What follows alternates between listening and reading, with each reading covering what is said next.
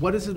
What was the impetus of this? Was this? I know that you're an observer, and so is this people of your family that you were writing about, or are these people that you've heard stories? I had a very particular visual image in my head, which would not leave, and it was of a young bride loving herself in her wedding dress in front of the mirror, and her sister crashes into the room and either creates a moment or destroys a moment, and it stayed, and I listened eventually to what those two women were saying, and that's how it started. I have to ask, because writing itself is such a, you're left alone, and all these characters are running in and out of your head. How do you create something that turns out to be so? I mean, how do they continue? Because it's easy to be sidetracked by life or whatever, and so as a writer, did you manage to like focus and create something in the end? I have, kids and dogs and a job and a lot of stuff. Oh,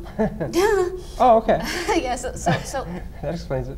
I grew up with a lot of large and loud people, and and I learned how to carve out a quiet place for my own self. And so in the midst of a lot of stuff, I can do my thing.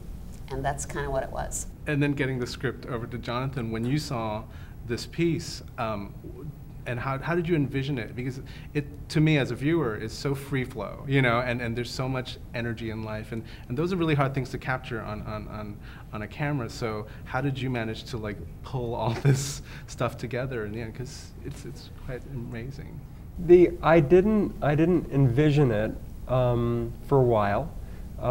Mainly, I was really turned on by this script, and really hungry to get to film these moments these extraordinary emotional moments and hilariously funny or excruciating moments that Jenny had written on paper, and one scene in particular when many of them, especially when it all kind of comes to a boil and people say things that are devastating to hear. It was devastating to see these things that were said on the page. I was like, oh, what is that going to be like? Because if we can hit people on screen with the way I'm being hit, just looking at the words, we're going to have. So I was really intoxicated by this script, and I love to be moved when I see a movie. I love it. As a moviegoer, I love that. So I felt like, I was afraid someone might steal this script from me. The style evolved, I think, in a way of my feeling that I didn't want to tamper with this feeling of brilliantly calculated, spontaneity, calculated because she wrote it, chose to shape it. How can we keep that? How can we capture and honor that spontaneity? Well, maybe by pretending we're making a home movie, maybe by bringing a documentary-like approach. As the cast started to come together, Bill and Annie were the first two people cast, and as more and more wonderful actors came on board, Declan Quinn, the cameraman, and I said, you know what? Let's not rehearse this.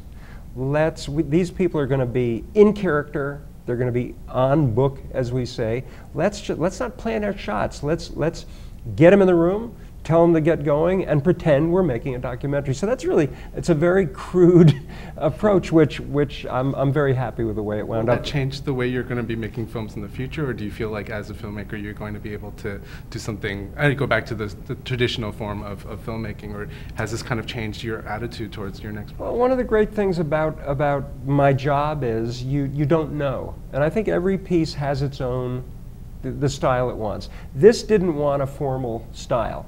This wanted an organic with the looseness of the script. It wanted to be filmed like this, and it's exciting. No, you don't want to like, oh, good, I love this new style. Now I'm going to apply it to everything. So I don't know. Well, Bill, as an actor on board this ship, then I mean, when you're in the scene and there's a lot of stuff going on and you have to stay in character and people are throwing things at you, how do you rein it in so you don't go above, like beyond, and it becomes this kind of, it could go cheesy, and so it could go over the top real easy.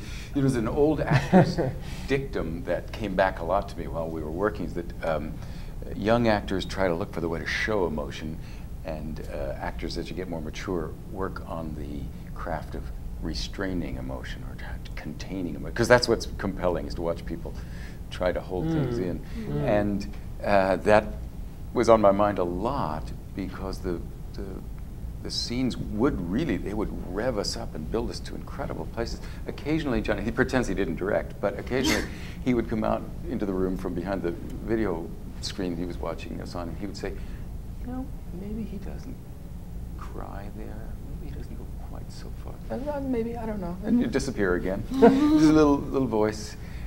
It was a great adventure, though. I've often told these two, I wish I was back there. I wish I was back in the making of the movie. Maybe Jenny will write another script for us. You never know. Okay. The sister gets married. So Well, can I ask one quick question? This vision of the bride, were you approaching a marriage yourself? Was this some No. act of tremendous self-absorption? No. No, Well, I'm tremendously self-absorbed, but actually this moment was not that. No, actually. But it's a great image to start off with. Thank you very Thank you. much. Thank It's you. really Thank fun. you. Thank you so much. Thank you so So much. good to meet you.